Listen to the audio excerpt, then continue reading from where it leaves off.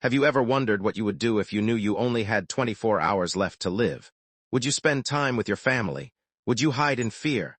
Or would you run from the pain that was coming? More than 2,000 years ago, one man knew exactly what would happen to him. He knew he would be betrayed. He knew he would be arrested.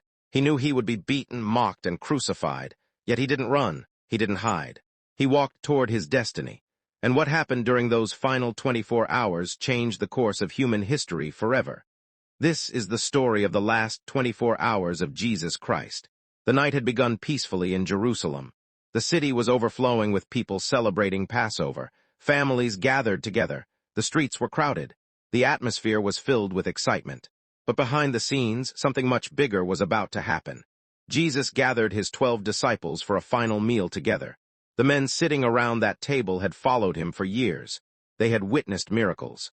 They had seen the blind receive sight. They had seen the sick healed. They had watched storms obey his voice.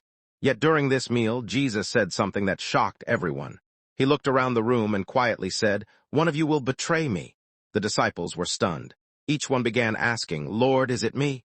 But one man already knew the answer. His name was Judas Iscariot. For 30 pieces of silver, he had agreed to hand Jesus over to his enemies. As the meal continued, Jesus did something nobody expected. He knelt down and began washing the feet of his disciples. In those days, washing feet was the job of a servant, yet the King of Kings chose to serve. He wanted them to understand a powerful lesson. True greatness comes through humility.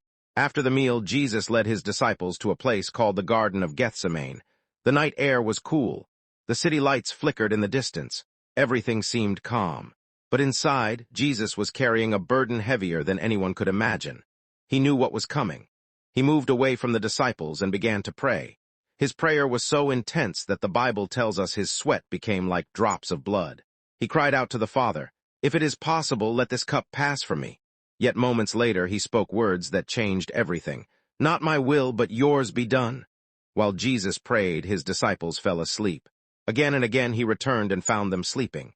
The moment of testing had arrived and they were not ready.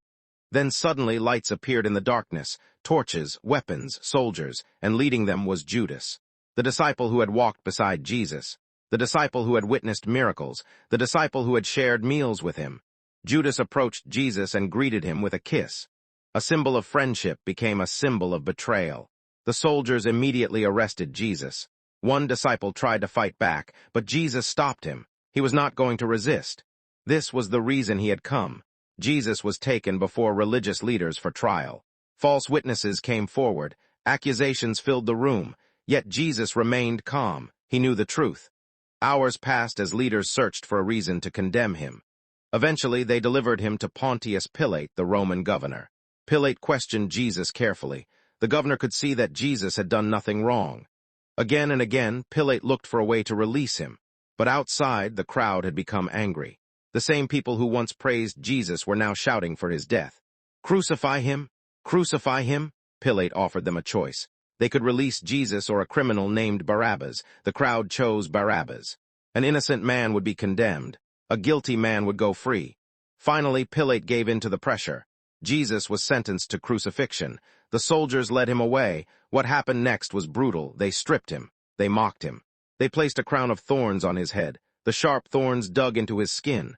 Blood ran down his face.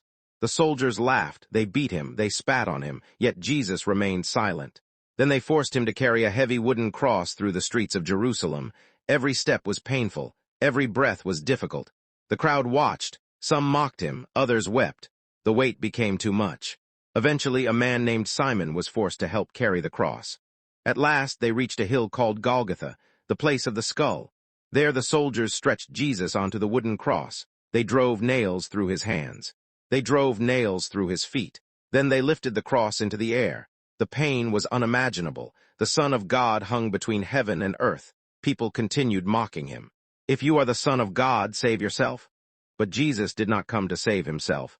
He came to save others. Even while suffering, Jesus spoke words of forgiveness. "Father, forgive them, for they do not know what they are doing."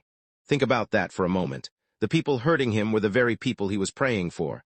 Hours passed. Dark clouds covered the sky. The land became dark.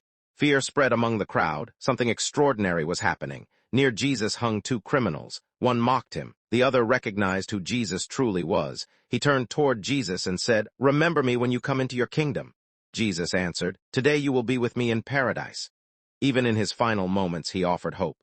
Even in his final moments, he offered grace. As the hours passed, Jesus spoke several final statements. Each one carried incredible meaning. Then came the moment that shook the world.